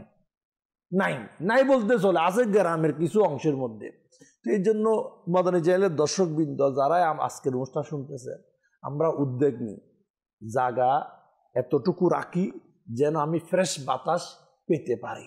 এর জন্য আসান আপনি আপনার পছন্দ মোতাবেক ফলন গাছও লাগাতে পারেন। দেখেন আজকে কেমিক্যালওয়ালা সব ফল মেজরিটি, আপনার ইচ্ছা করতেছে ফল খেতে। যেমন অনেকের আমি বলি ফ্যাটের বিমারি আছে, সে ফ্যাটের বা কুষ্ঠকাঠিন্য আছে। এখন আপনি যদি ফ্যাটটাকে ক্লিয়ার করতে চান, সবচেয়ে উত্তম খাবার হচ্ছে পেঁপে। এখন আপনি ফাঁকা অরিজিনাল তাজা পেঁপে পাওয়াটা দুষ্কর। এখন যে বাজারে যে পেঁপেটা খাচ্ছি তা খুব ডেঞ্জারাস, মুখে দিলে বলে এটা টেনশন। তো এই জন্য স্বাভাবিক আমার আপনার দেখেন ফ্যাটের বিমারি যারে ধরছে সে মুশকিলাতের মধ্যে আছে। আর এই যদি আপনার আমার আশেপাশে যদি পেঁপে গাছও থাকে, আর ওই পেঁপের অরিজিনাল যে একটা রূপটা যদি আমি নিতে পারি, স্বাদটা, তাহলে আমার ফ্যাটটা ক্লিয়ার হয়ে গেল। ও গাছটা আমাকে কত উপকার দিল। আজকে ডাক্তারের কাছে বলে আমার কুষ্ঠকাঠিন্য ক্লিয়ার নাই, ডাক্তার কয় এটা। দেখেন ওষুধ খাওয়ার মধ্যে মুশকিলাত যেভাবে আসান হয়, আবার অনেক সময় মুশকিলাত বেড়ে যায়। প্রতিটা ওষুধের মধ্যে পার্শ্ব প্রতিক্রিয়া থাকে, সাইড এফেক্ট থাকে। কিন্তু আল্লাহ দেওয়া কুদরতের যে ফল, যেটা আমরা ফ্রুট বলি, এটার কোনো পার্শ্ব প্রতিক্রিয়া নাই। এটার মধ্যে উপকারী উপকার। তো আজকে মদনীর দর্শক যে যেখানে আসি, আমরা উদ্যোগ নিই। আমি আমার পরিবারে যদি 5 জন লোক থাকে, জনে যদি 5টা চারা লাগাই, একটা চারা 10 টাকা ধরলাম রফিক ভাই, বা আরো 100 টাকার যদি চারা লাগাই, 500 টাকা খরচ করলাম, কিন্তু মাসে 5,000 10,000 টাকার বিমারির মুসিবত থেকে বেঁচে গেলাম। রাইট। এটা আমাদের বাংলাদেশের মধ্যে মানুষের আছে, আপনার ইচ্ছা আছে, আর হয়তো বা ওই রকমের উৎসাহ প্রদান করার মতো লোক থাকে না বা পায় না। অনেককেই আমরা দেখি যারা নিজের বাড়ির ছাদে বাগান করে, আর যাদের জায়গা নেই তারা তো চেষ্টা করলে অনেক সময় হয় না। আর অনেকেই করে থাকেন নিজের ছাদে। গ্রামগঞ্জে যারা আছি, একটু সাইড এরিয়াতে আমরা যারা আছি, আমাদের জায়গার অভাব নেই। নিজের বাড়ির যে দরজা আছে, দরজার 2 পাশে গাছের চারা রোপণ করতে পারি, বা নিজের বাড়ির সামনে যে রাস্তা আছে, রাস্তার সাইডে গাছের চারা রোপণ করতে পারি, নিজের বাড়ির উঠানের চারপাশে আমরা গাছের চারা রোপণ করতে পারি। কামাল ভাই, এখানে একটা জিনিস নোট করা যায়, যারা আমরা ভুল করছি, বন্যার পর্যন্ত ঘর বানাই দিয়েছি, এটা ভুল করে ফেলাইছি, কিন্তু আগামীতে আমরা যারা ঘর নির্মাণ করব, আমরা এই ভুলটা না করি। দেখেন আপনি দেখবেন গভর্নমেন্টের পলিসির মধ্যে আছে, আপনি আপনার জায়গা সাইড থেকে 3.5 ফিট চতুর্দিকে ছাড়তে হবে, আর রাস্তার দিক থেকে প্রায় 6 ফিট। আল্লাহ, মানে মনে করেন রাস্তার দিকে 6 ফিট, আশেপাশে 3.5 ফিট বা 4 ফিট ছাড়বেন। কেন? আপনি যদি 3.5 ফিট ছাড়েন, ও যদি 3.5 ফিট ছাড়ে, তাহলে কি 7 থেকে 8 ফিট জায়গা কি হয়ে গেল, একটা বাসাত চলা ফিরার একটা ব্যবস্থা হয়ে গেল। আপনি জায়গা 4 ফিট ছেড়ে দেন, ওই সাইফিনের মধ্যে আপনি বৃক্ষরোপণ করেন, আপনিও করেন, ও করুক, তাহলে কি হবে, আপনার বাড়ির চতুর্পাশে সবুজ বেষ্টনী হয়ে গেল। এখন দেখেন আজকে অনেক মানুষ গরমের মধ্যে শরীরে কি দানা বের হয়ে যায়, বিভিন্ন ধরনের ফুসকা পড়ে যায়, কেন? হিট হয়ে যাচ্ছে ঘরটা। যখন আপনার চতুর্দিকে গাছের বেষ্টনী হবে, ঘরটা হিট হবে না, ঠান্ডা থাকবে, আরামে আপনি ঘুমাইতে পারবেন। আজকে আপনি দেখেন এমনি আমাদের দেশে বিদ্যুতের শর্ট আছে, বিদ্যুৎ না থাকলে কয় জানটা চলে যাচ্ছে, অনেক টেনশন। সেই জন্য যারা নতুন ঘর নির্মাণ করার ইচ্ছা আছে, যারা ফলট নিয়ে নিছেন, নির্মাণ করবেন, আমি সবাইকে বলবো একটা অনুরোধ, আমরা আগামী প্রজন্ম আমাদের ছেলে সন্তানের জন্য বসবাসের উপযুক্ত জায়গা তৈরি করে যায়। দেখেন শুধু বিল্ডিং আর বিল্ডিং বিল্ডিং বিল্ডিং, কিছু নেই, বিশ্বাস বন্ধ হয়ে যায়। দেখেন কৃত্রিম বাতাস দিয়ে নিজের শরীরকে সুস্থ রাখা কঠিন, অসম্ভব। Right right. আমরা যে বিষয়টা তুলে ধরার চেষ্টা করেছিলাম দর্শক শ্রোতা, যে কামাল ভাই যে আমাদেরকে একটা সংখ্যা শোনালেন, প্রায় 12 লাখ চারা পুরো বাংলাদেশে আমরা রোপণ করব। আপনারা চাইলে কামাল ভাই যেটা বোঝাতে চেয়েছেন যে সবাই মিলে এই কাজগুলো আমরা চেষ্টা করি। এমন এমন ইসলামী ভাইরা আছেন যারা নিজের মা বাবার ইসালে সওয়াবের জন্য বা নিজের জন্য বা দাওয়াত ইসলামীকে সহযোগিতা করছেন, লাখ লাখ চারা নিজে কিনে দিচ্ছেন, বলে হ্যাঁ আমার পক্ষ থেকে 1 লাখ চারা দাওয়াত ইসলামীকে দিলাম, যাতে FGRF এর মাধ্যমে তারা পুরো বাংলাদেশে তাদের যেখানে প্রয়োজন, যেখানে সুবিধা মনে করে, ভালো মনে করে, সেখানে এই চারা রোপণ করে দেবে। তো আপনাদের দেয়া টাকাগুলো বা আপনাদের দেয়া গাছের চারাগুলো দাওয়াত ইসলামের মাধ্যমে রোপণ হচ্ছে। আপনিও চাইলে আপনার নিজের ইচ্ছায় হাজার হাজার চারা দাওয়াত ইসলামীকে দিতে পারেন বা টাকা দিয়ে দিতে পারেন, এর মাধ্যমে দাওয়াত ইসলাম ইনশাআল্লাহ তাআলা আপনার দেওয়া দান বা চারাগুলো দাওয়াত ইসলামী রোপণ করবেন ইনশাআল্লাহ তাআলা। দর্শকের কিছু কল নেই। জি, আমার নাম হাসিবুল ইসলাম, ঝিনাইদহ জেলা, খুলনা বিভাগ। আপনাদের এই চ্যানেলটা আজ কদিন ধরে দেখছি, পূর্ণ কথাগুলো শুনছি। আপনাদের এই কথা, বিভিন্ন ধরনের হাদিসের কথা, এগুলো মনে করেন আমরা তো কোনো জায়গায় শুনতে পাইনি, কিন্তু আপনাদের চ্যানেলে এই হাদিসগুলো যে শুনছি, খুবই ভালো লাগছে। আপনারা ভালো থাকেন। মাশাআল্লাহ মাশাআল্লাহ, এটাই বাস্তব কথা। আজকে যে বৃক্ষরোপণ কর্মসূচি নিয়ে আলোচনা করছি, খুবই কম ওয়াজ মাহফিল বা নসিহতের জায়গাগুলো পাবেন যেখানে বৃক্ষরোপণের ফজিলতের কথা বলা হয়েছে বা বৃক্ষরোপণের ব্যাপারে যে হাদিসে মোবারকার মধ্যে ইরশাদ হয়েছে, এই কথাগুলো খুবই এই রকমের জায়গাতে খুবই কম শুনেছেন বা খুব আলোচনা কম হয়। যেখানে আমাদেরকে ইলমে দিন অর্জন করি আমরা, যেখানে ওয়াজ নসিহত হয়, ওই সব জায়গাতে বৃক্ষরোপণের হাদিসগুলো খুবই কম আসে বা কম আমরা শ্রবণ করি। মাদানী চ্যানেলের মাধ্যমে আলহামদুলিল্লাহ শুনছি আমরা। জি, পরবর্তী কল দেন।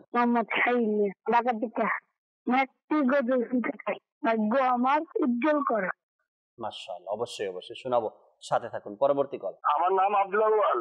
আমাদের অনুষ্ঠানটা খুব ভালো লাগে, আরো সুন্দর হচ্ছে এই কামনা করি আর কি। মাশাআল্লাহ, পরবর্তী কল। আপনার সাথে সাইমন খান সামি, আপনাদের যে অনুষ্ঠান হচ্ছে আমি একটি গজল শুনতে চাই, আপনি জানেন। মাশাআল্লাহ মাশাআল্লাহ, শোনাবো যদি সম্ভব হয়।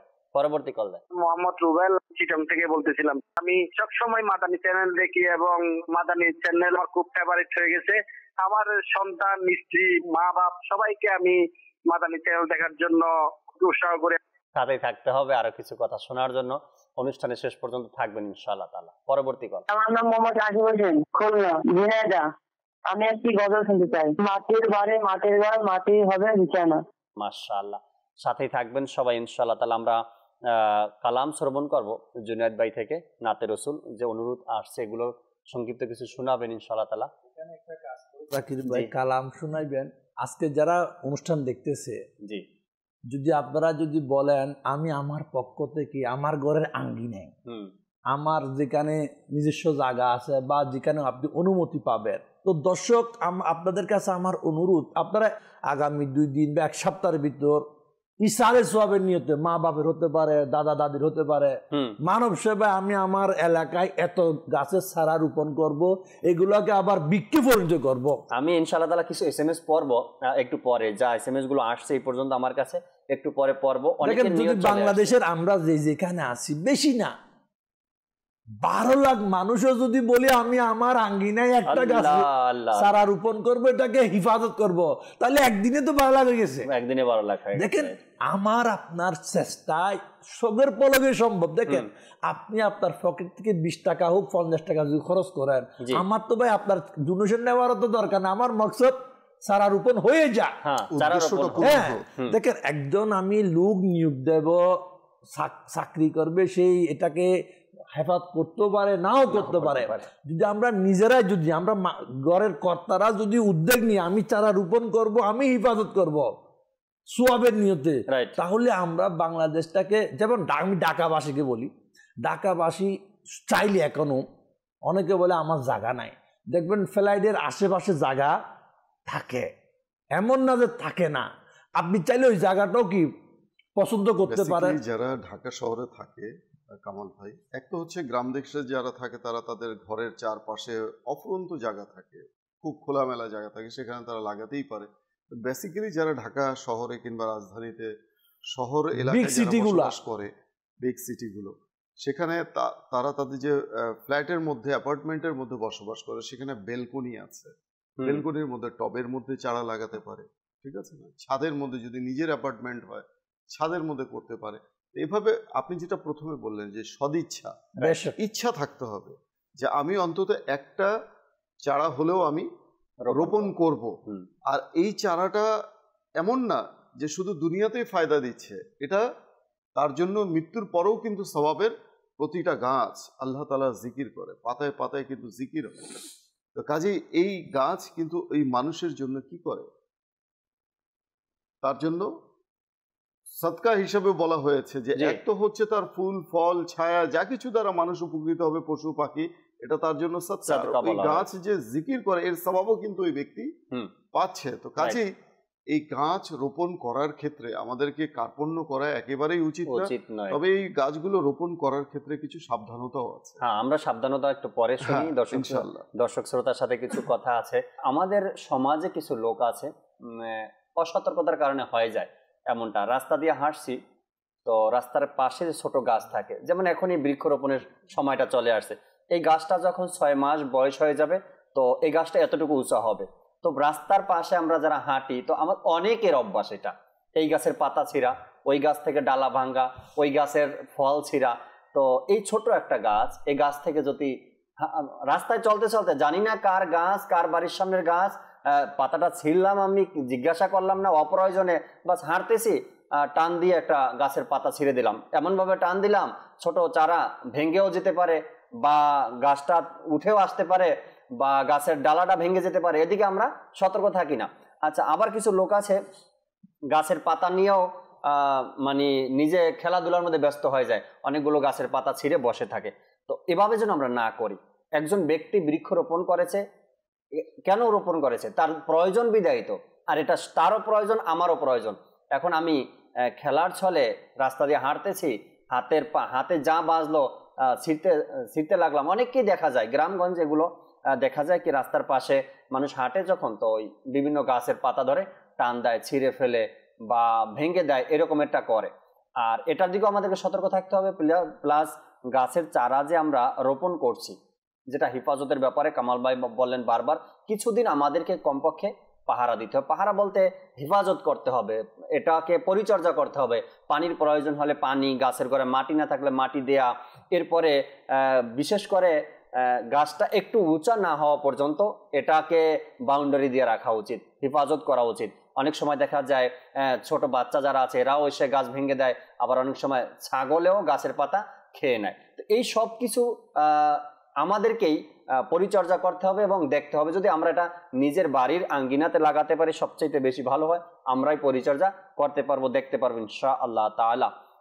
জুনায়েদ ভাই, কালাম নাতে রসুল আর কিছু অনুরোধ ছিল, একটা দুইটা আশা শুনিয়ে দিন। হসবি রব্বি জাল্লাল্লাহ মাফি কলবি গায়রুল্লাহ নূর মুহাম্মদ সাল্লাল্লাহ লা ইলাহা ইল্লাল্লাহ হসবি রব্বি জাল্লাল্লাহ মাফি কলবি গায়রুল্লাহ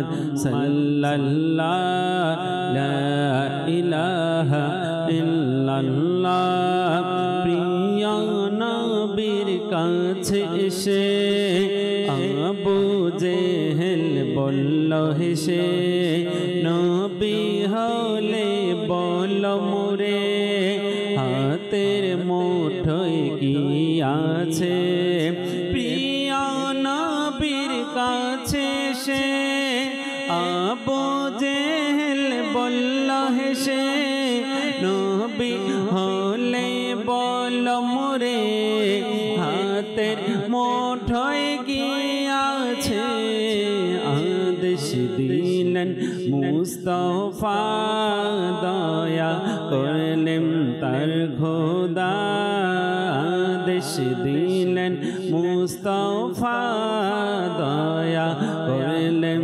তার খোদা পাথর করল জিকিরুল্লাহ লা ইলাহা ইল্লাল্লাহ হাসবি রব্বি জাল্লাল্লাহ মা ফি কলবি গায়রুল্লাহ নূর মুহাম্মদ সাল্লাল্লাহ লা ইলাহা ইল্লাল্লাহ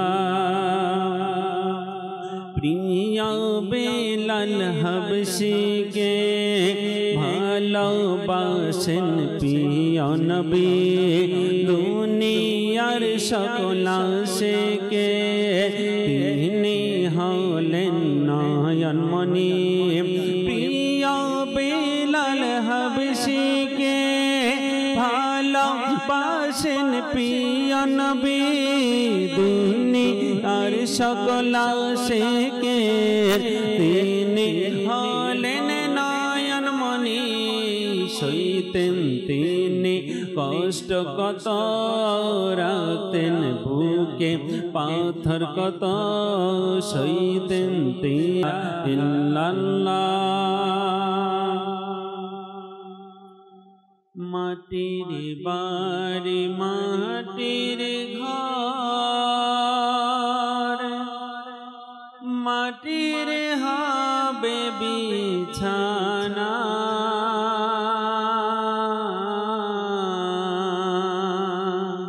আসছো একা যাইবা একা সঙ্গে কেহ যাবে না আসছো একা যাইবা একা সঙ্গে কেহ যাবে না বাবা গেছে মা গেছে ময়লা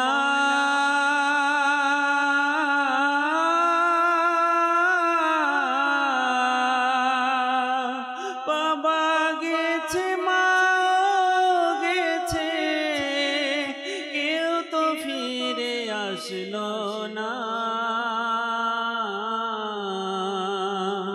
আসছো একা যাইবা একা সঙ্গে কেহ যাবে না এমনি ভাবে তুমিও যাবে বুঝে কেন বুঝো না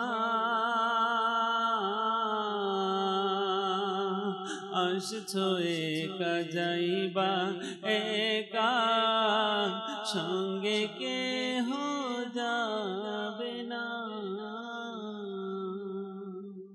আল্লাহ আল্লাহ তাবারক ওয়া তাআলা আমাদেরকে দুনিয়াতে পথ চলা সহজ করে দিক নিজের মা বাবার জন্য দোয়া করা ইসালে সওয়াবের ব্যবস্থা করা নিজের মা বাবার কবরের জিয়ারত করা দোয়া করা তাদের জন্য আল্লাহ তাআলা সে তৌফিক আমাদেরকে দান করুক দর্শক শ্রোতা বৃক্ষরোপণ কর্মসূচি আর আজকের বিষয় আমরা নিয়েছি বৃক্ষরোপণ আজ ডাক্তারের কাছে আপনি যান গিয়ে বলবেন আপনি গিয়ে যদি এটা বলেন যে কিছুদিন ধরে আমার মন মানসিকতা ভালো নেই বা ভালো লাগছে না একটু অস্থির লাগছে বা পরিবেশটা জানি কেমন লাগছে তো ডাক্তার আপনাকে এটাই পরামর্শ দিবে আপনি কিছুদিনের জন্য শহরের বাইরে চলে যান গ্রামে চলে যান কয়েকটা দিন গ্রামে থেকে আসেন কিছুদিন গ্রামে থেকে আসেন, এটা বিজ্ঞ লোক যারা আছে তারাও আপনাকে এই পরামর্শ দিবে। তারা গাছের ছায়া যদি আপনি বসেন না, জোয়ারের বা ভাটা বা যে কোনো একটা দৃশ্য আপনাকে মুগ্ধ করে। তো এখন তো নদীও বরাদ হয়ে যাচ্ছে অনেকগুলা, আর গাছও বিলীন হয়ে যাচ্ছে অনেকগুলা। তো নদীর কিনারায় এই ধরনের দৃশ্য বলি মানুষকে আসলে খুব মনটাকে সতেজ করে দেয়। তো আজকে যেটা আমাদের বৃক্ষরোপণ কর্মসূচি, এখানে আমি সবাইকে একটা জিনিস আহ্বান করব, বৃক্ষ আমরা এমন জায়গায় রোপণ করি যে জায়গাটা প্রথমে আমরা এটা সেট আপ বানাই যেন এটা কাটার মধ্যে না পড়ে। দ্বিতীয়, কিছু মানুষ যেটা আপনি বলছেন অযথা কি গাছ তাকে ছিঁড়ে দেয়, আমি বলবো দেখেন আপনাকে যদি কেউ কুচা দেয় চলার পথে আপনার কেমন লাগবে? দেখেন আমরা মানুষ যতক্ষণ নিজেকে ডেভেলপ করবো না, পরিবর্তন, ততক্ষণ দেখেন গাছ তো অনেকে লাগায়, কিন্তু গাছটা যদি আপনি মুড়ে দেন বা ভেঙে দেন, গাছটা দাঁড়াবে কিভাবে? দেখেন একজন যদি আপনি সাকরও যদি রাখেন গাছটাকে পরিচর্যা করার জন্য, সে দিনে একবার গাছের গোড়ায় পানি দেবে আবার চলে যাবে, কিন্তু সে তো পাহারা দেবে না। এই জন্য আমরা যারা জনগণ, আমাদের নিজের দায়িত্ব, আমি লাগাইতে পারি না, কেউ লাগিয়েছে ওইটাকে আমি সেভ করি, আমরা ক্ষতি না করি, সেভ করি। না হলে দেখেন কি হবে, লক্ষ লক্ষ টাকার গাছ তো গেল, যারা লাগিয়েছে তাদের মনটাও ভেঙে গেল। দেখেন মানুষ সব পাওয়ার জন্য খরচ করতেছে, আর যারা আমরা এলাকাবাসী বা আপন আপন অবস্থান করি, আমাদের সবার একটা দায়িত্ব নেওয়া দরকার। এটাকে গরু ছাগল থেকে বাঁচাই, এই গাছটাকে দেখেন রাস্তার ধারে গাছ লাগানোর অনেকগুলা কারণ হতে পারে। কখনো যদি আপনার গাড়ি যদি বন্ধ হয়ে যায়, ফটিক যেন ছায়া দাঁড়াতে পারে। আমার এরকম ঘটনা ঘটছে, কোথাও গাছ নাই ভাই, গাছ অনেক দূরে গিয়ে আশ্রয় নেওয়া লাগে। তো এখন যদি গাছ যদি 3 ফিট 5 ফিট পর হয়, ফলের ফটিক চলাচল করতে আসান হয়ে যায়। এই জন্য বেসিকলি মানে যে দর্শকবৃন্দ, আমরা আমাদের ছেলেকে, মেয়েকে, ভাইকে, আমি মা বাপকেও বলতেছি, সবাই এটা শিখায়, দেখো অনর্থক গাছের পাতা না ছিঁড়ি, অযথা গাছের ডাল ভেঙে না দিই। এই গাছ আমাদের সবার জন্য উপকার বয়ে আনে, এটাকে আমরা সুযোগ দিই বেড়ে উঠুক। দেখেন অনেকে এটাকে বেষ্টনী দেয়, কিন্তু অনেকে এটা ভেঙে ফেলে। অনেকে তো ইচ্ছা করে ছাগল লাগিয়ে দেয় যে খাইয়া ফেল তুই। এই যে মাইন্ডগুলা, দেখেন আপনি গাছের থেকে পাতা নিতে চাচ্ছেন, সারা গাছের পাতা 8-10টা, এটা যখন বড় গাছের রূপ নেবে তখন আপনি পাতা নিলে গাছের ক্ষতি হবে না। এই জন্য বেসিকলি আমরা জনগণ যারা, মানুষ যারা, আমরা সবাই যারা গাছ লাগাই তাদের সাথে এই সহযোগিতাটা করি, খুব দরকার এটা। জি জি, রফিক ভাই যেটা বলতেছিলেন শেষ করতে হবে আমাদের অনুষ্ঠানের শেষের দিকে। আলোচনা তো হয়ে গেল, সাবধানতা, সতর্কতা। জি, তারপরেও বাস এতটুকুই বলবো আর কি, যে যারা আমরা রোপণ করব অন্তত কিছুটা হলেও সতর্কতা অবলম্বন করব, অন্যের জায়গায় যেন চারা রোপণ না করি। কেননা কারো কোনো ব্যক্তি খোলামেলা কিছু জায়গা রাখলো, সে হয়তো দেখা যাচ্ছে 6 মাস পর, 1 বছর পর সে ঘরে উঠাবে। এখন সেই চারাটা যখন একটু বড় হলো, তখন দেখা গেল সেই চারাটা সে উপড়ে ফেলে দিল, বা সেটা ফেলতে গিয়েও তার কষ্ট হলো। অন্যের কষ্টের কারণ যেন না হয়, আর অন্যের জায়গায় চারা রোপণ করার অনুমতি ছাড়া, মানে তার ওই ব্যক্তির অনুমতি ছাড়া সেখানে চারা রোপণ করার শরীয়ত কখনো অনুমতি দেয় না। সেক্ষেত্রে তার অনুমতি নিতে হবে। সে যদি অনুমতি দেয় তাহলে সেই জায়গা অনুরূপভাবে চলার পথে, মানুষের যেখান থেকে চলার পথ, সে চলার পথে চারা লাগানো যাবে না, বৃক্ষরোপণ করা যাবে না। এমন স্থান যেখানে মানুষের চলাচল নেই, বা যেই স্থানে বৃক্ষটা রোপণ করলে, চারাটা রোপণ করলে সেটা সেফ থাকবে। আর এমনটা নয় যে চারা রোপণ করেই বাস আমরা ক্ষান্ত হয়ে গেলাম, সেটাকে পরিচর্যা করতে হবে, পানি দিতে হবে। আর এমন যেন না হয় যে সেই চারা 2 দিন পর নিজে থেকেই মরে যায়। কারণ যত্ন না নিলে, চারার প্রতি যত্ন না নিলে সেই চারা কিন্তু মরে যাবে, থাকবে না। সেটাকে যত্ন, টেক কেয়ার করতে হবে। অতিরিক্ত পানিও দেওয়া যাবে না, যে সবসময় আমি পানির মাঝেই ডুবিয়ে রাখলাম, তো সে শোষণ যতটুকু অ্যাবজর্ব করার কথা পানি, তার চেয়ে বেশি পানি সে পাচ্ছে, এতে করে চারা পচে যাবে। তো এমনভাবে আমাদেরকে টেক কেয়ার করতে হবে, খুব যত্নে সেটাকে বড় করতে হবে। আবার এটাও লক্ষ্য রাখতে হবে সেই চারা যেন কোনো গরু ছাগলের ঘাসে পরিণত না হয়, হ্যাঁ, লোকমায় পরিণত না হয়, সেটাও আমাদেরকে লক্ষ্য রাখতে হবে। তো এইভাবে একটা গাছকে ফেন্সি দিয়ে বেড়া দিয়ে যখন সেটা বড় হয়ে যাবে, হ্যাঁ, অনেক সময় দেখে যে চারা বড় হয়ে যাচ্ছে, সেটা হেলে পড়ে যায়, সেটাকে একটা লাঠি দিয়ে, আমরা অনেকেই জানি যারা রয়েছি আমরা কম বেশি আমাদের সেই নলেজটা রয়েছে, তারপরেও স্মরণ করিয়ে দেয়া, তো সেটাকে একটা লাঠি দিয়ে সেটাকে বেঁধে দেয়া, গাছটা যেন চারাটা যেন হেলে পড়ে না যায়, তারপর চারিদিক থেকে ফেন্সি দিয়ে দাও যথাসম্ভব। আমি যখন কোথাও কোনো ইনভেস্ট করি একটা জিনিস, তো সেই টাকাটা যেন মার না যায়। আমরা অনেক সময় চিন্তা করি না যে এই টাকাটা যেন চুরি না হয়ে যায়, প্রতারণা হয়ে না যায়, মানে এটা যেন ব্যাংকক্রাফট না হয়ে যায়, তো সেটাকে আমরা অনেক মানে সচেতনে ভেবে চিন্তে সেখানে আমরা ইনভেস্ট করি। ঠিক তদ্রূপ আমি যদি 1 টাকার আমি চারা রোপণ করি, তো সেটা আমার কাছে সেটা হচ্ছে আমার ইনভেস্টমেন্ট, কারণ আমি সেই গাছ দ্বারা আমি উপকার গ্রহণ করব, আমি উপকৃত হব। তো সেই চারা যদি অঙ্কুরেই যদি বিনষ্ট হয়ে যায়, সেই চারা যদি বড় হওয়ার আগেই মারা যায়, তাহলে আমার সেটা তো আমার লস হয়ে গেল। এভাবে আমাদের অনেক বিষয়াদি রয়েছে। আর বিশেষত চারা রোপণ করার পর এটার যে পরিচর্যার জন্য যদি সম্ভব হয়, আমি নিজে সময় দিলাম। আর যেহেতু দাওয়াত ইসলামী এত বড় একটা প্রজেক্ট হাতে নিয়েছে, অবশ্যই সেটার পরবর্তী করণীয় দাওয়াত ইসলামী গ্রহণ করেছে, পদক্ষেপ নিয়েছে, কর্মসূচি এর আওতার মধ্যে এটাও রয়েছে যে পরিচর্যা করবে আর সময় মতো এটাকে দেখভাল করবে। নিয়মিত এটাকে করার জন্য অবশ্য কর্মচারীও নিয়োগ করতে হবে, তারা যেন সময় মতো এটাকে পানি দেয়। অবশ্যই এর মধ্যে অনেকগুলো সুসংবাদই আমরা শুনতে পেয়েছি যে নারায়ণগঞ্জেও যে রয়েছে ওখানে আলহামদুলিল্লাহ চারা নিয়েছেন তারা, এবং পরিচর্যা করার জন্য লোকও নির্ধারণ করে দেওয়া হয়েছে।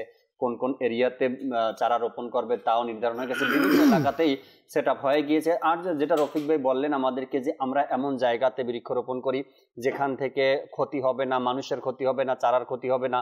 তো এজন্য যদি আমরা দাওয়াত ইসলামীকে দিয়ে দিই বা দাওয়াত ইসলামীর সঙ্গ অবলম্বন করি, কি দাওয়াত ইসলামীর সাথে আমি থেকে এগুলো করি, তবে কি হবে, দাওয়াত ইসলামীর জিম্মাদাররা ইনশাআল্লাহ তাআলা পর্যবেক্ষণ করে যেখানে যেখানে চারা রোপণ করা দরকার সেখানে রোপণ করবে, না চারার ক্ষতি হবে, না পথচারীর ক্ষতি, মানে মানুষের কোনো ক্ষতি হবে না, কারো দরজা বন্ধ হবে না, কারো রাস্তা বন্ধ হবে ইনশাআল্লাহ তাআলা। এই বিষয়গুলো আমাদের খেয়াল রাখা উচিত। আল্লাহ তাবারক ওয়া তাআলা বোঝার আমল করার তৌফিক দান করুক। দর্শক শ্রোতা, আগামী পর্বে আবার উপস্থিত হব রহমতপূর্ণ প্রভাতে নতুন একটি বিষয় নিয়ে আমরা আলোচনা করবো। ততক্ষণ মাদানী চ্যানেলের সাথেই থাকুন। আসুন আমরা দাঁড়িয়ে সালাতু সালাম পাঠ করি। तुम्हारे लाखों सलाम आका, तुम्हारे लाखों सलाम आका, तुम्हारे लाखों सलाम आका, तुम्हारे लाखों सलाम प्रिय नबी सम्मानित সর্বগুণে গুণান্বিত, প্রিয় নবী সম্মানিত সর্বগুণে গুণান্বিত, সম্মানিত গুণান্বিত, সম্মানিত গুণান্বিত, তোমায় লাখো সালাম আকা, তোমায় লাখো সালাম আকা, তোমায় লাখো সালাম আকা, তোমায় লাখো সালাম আকা, তোমায় লাখো সালাম। জ্ঞানের আলোয় আলোকিত কিরণ তোমার বিছরিত, জ্ঞানের আলোয় আলোকিত কিরণ তোমার বিছরিত, হয়নি কেহ তোমার মতো, হয়নি কেহ তোমার মতো, তোমায় লাখো সালাম আকা, তোমায় লাখো সালাম আকা, তোমায় লাখো সালাম আকা, তোমায় লাখো সালাম আকা। আকা তোমায় লাখো সালাম মাঝ দরিয়ায় তোরি ডুবন্ত অসহায় তোমার উম্মত কত মাঝ দরিয়ায় তোরি ডুবন্ত অসহায় তোমার উম্মত কত বাঁচাও নবী সম্মানিত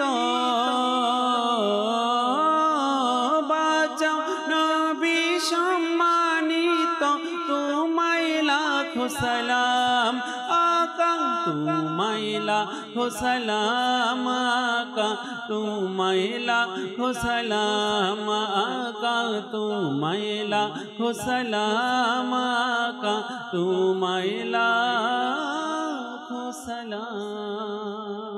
আসসালাতু ওয়াসসালামু আলাইকা ইয়া রাসূলুল্লাহ ওয়া আলা আলিকা ওয়া আসহাবিকা ইয়া হাবিবাল্লাহ সুবহানাকা আল্লাহুম্মা ওয়া বিহামদিকা লা ইলাহা ইল্লা আনতা আস্তাগফিরুকা ওয়া আতুবু ইলাইক সুবহানাকা আল্লাহুম্মা ওয়া বিহামদিকা লা ইলাহা ইল্লা আনতা আস্তাগফিরুকা ওয়া আতুবু ইলাইক সুবহানাকা আল্লাহুম্মা ওয়া বিহামদিকা লা ইলাহা ইল্লা আনতা আস্তাগফিরুকা ওয়া আতুবু ইলাইক। সালাতু ওয়াসসালামু আলাইকা ইয়া নবী আল্লাহ ওয়া আলা আলিকা ওয়া আসহাবিকা ইয়া নূর আল্লাহ লা ইলাহা ইল্লাল্লাহ মুহাম্মাদুর রাসূল সাল্লাল্লাহু তাহাজ্জুদ আর ফজরের অভ্যাস আছে যার, রহমত পূর্ণ প্রভাত হয় তার।